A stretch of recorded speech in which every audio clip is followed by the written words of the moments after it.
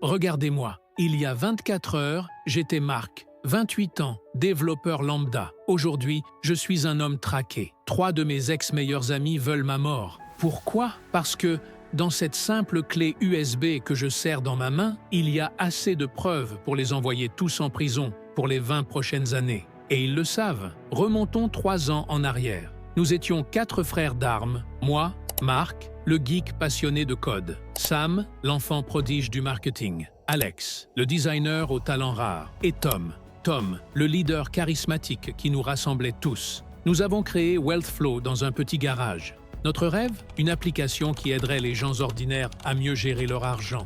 Nous travaillions 20 heures par jour, survivant avec des noodles instantanés, mais nous étions heureux, vraiment heureux.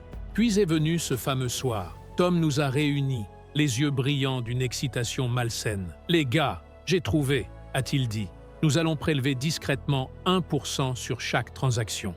Les utilisateurs ne verront rien. Et nous deviendrons millionnaires en 6 mois. » J'étais sous le choc. « C'est du vol pur et simple », ai-je crié. Sam a ricané. « T'es trop sensible, Marc. » Alex a détourné le regard.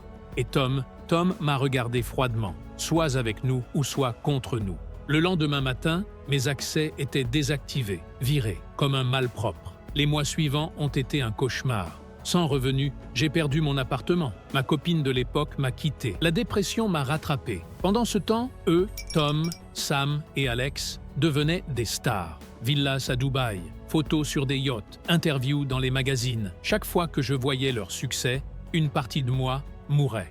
Je savais que chaque euro qu'ils possédaient était volé à des gens ordinaires. Puis, il y a 1 mois, tout a changé.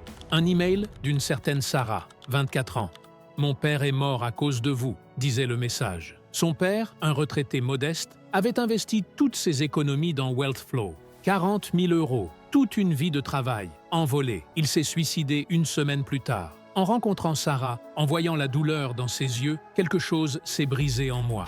La colère a remplacé le désespoir. Ce soir-là, j'ai pris un engagement. Je vais les détruire, quel qu'en soit le prix. Pendant 3 semaines, j'ai vécu comme un fantôme. Nuit blanche à hacker leur système, à suivre leurs traces numériques. Et ce que j'ai découvert m'a glacé le sang. Ils ne volaient pas 1%, mais 5%. Des centaines de millions d'euros détournés, des milliers de victimes, comme le père de Sarah. J'avais tout. Les transferts offshore, les comptes cachés, les preuves irréfutables. J'étais prêt à tout révéler. Mais hier soir, alors que je rentrais chez moi, tout a basculé. Une voiture noire a freiné brutalement. 2 hommes en sont sortis, ont attrapé Sarah qui marchait avec moi. J'ai tenté de me battre, mais un coup violent m'a mis au sol. À mon réveil, un message sur mon téléphone. La clé USB contre sa vie. Tu as 24 heures. Mon cœur s'est arrêté. Sarah, prise en otage à cause de moi. Maintenant, je les affronte ici, dans cet entrepôt abandonné. Tom, Sam, Alex, mes frères devenus ennemis. Ils veulent la clé. Mais ce qu'ils ignorent, c'est que j'ai programmé un envoi automatique de toutes les preuves à Interpol. Dans exactement 24 heures, leur monde s'écroulera. Alors voici mon ultimatum. Soit vous me laissez partir avec Sarah maintenant et vous avez 24 heures pour disparaître. Soit vous allez tous en prison ensemble. À vous de choisir. Pour découvrir comment tout cela va se terminer et voir si j'arrive à la sauver, abonnez-vous et activez la cloche pour ne rien manquer du prochain épisode.